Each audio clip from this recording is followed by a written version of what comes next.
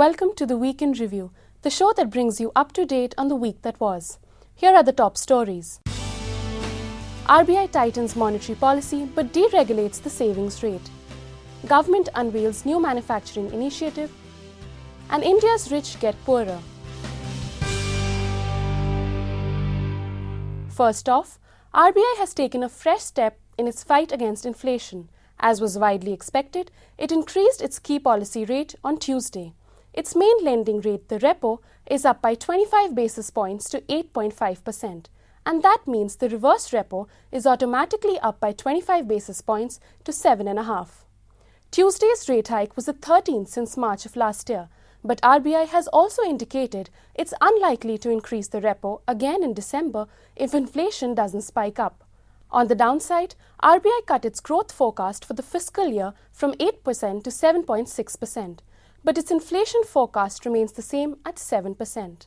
And the Reserve Bank also announced a landmark change in banking rules on Tuesday. It finally deregulated savings bank deposit rates.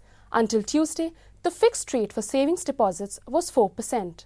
RBI's move opens up the last of India's regulated rates to market forces, and one bank was quick to respond. Within hours of RBI's announcement, Yes Bank increased its savings rate from the old 4% to 6%. Lenders like Yes Bank are most likely to gain from the deregulation because savings deposits only make up a small portion of their total deposits. Switching to earnings, cigarette company ITC has seen a strong rise in its second quarter earnings. Profit climbed 21.5% to 1,514 crores. That came from a 17.5% increase in revenue to 5,974.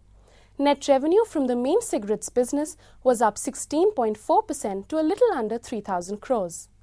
Staying with earnings, pharma company Dr. Reddys Laboratories posted strong results for the second quarter. Net profit gained 7.4% to 308 crores. That was on a sales growth of 21% to 2,268. Dr. Reddys enjoyed robust business in its American and Russian markets during the quarter. The company brought out 28 new generic drugs in the 3-month period. In other news, India is all set to get a new and improved aviation regulator. The government is working on a bill to overhaul the current regulator, DGCA, and create a civil aviation authority. Among other things, the new organization will have greater authority to regulate ticket prices. It will also be able to hire from a wider array of candidates. What's more, the new regulator will be financially more independent. Also during the week, the government unveiled what amounted to a series of Diwali gifts just one day ahead of the Festival of Lights. For one, there was a new manufacturing policy. The policy called for the creation of so-called National Investment and Manufacturing Zones. The land for these massive projects will usually be infertile land or wasteland, and environmental and labour regulations are likely to be eased at these facilities. Of course, there were more goodies for everyone from homeowners to farmers. The government gave the green light to 1% interest subsidy on housing loans up to 15 lakhs. It also hiked the floor prices for wheat, barley and lentils for the next fiscal year. The increase in support prices comes just months before elections in Punjab, a major wheat-growing state. And here are some stories in brief. India's food price index has accelerated in mid-October. The country's food price index rose 11.43% in the period to the 15th. The previous week, it climbed to 10.6%. Honda CL has stopped taking orders for its car, the Jazz. The company is coping with a shortage of parts that has already eaten into production. It expects the situation to improve in about 1 month. Keki Mistry, the CEO of mortgage lender HDFC, says the real estate sector could see prices fall by 5 to 15% if there's a slowdown in sales. But he added that there was no bubble building up in the sector because most home loan customers were not speculators. And finally, India's rich have become poorer.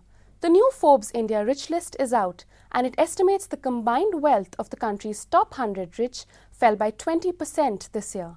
Still, the pecking order is much the same. Mukesh Ambani tops the list with a net worth of $22.6 billion. Lakshmi Mittal comes next with more than $19 billion to his name. And Wipro chairman Azim Premji is in third place with $13 billion.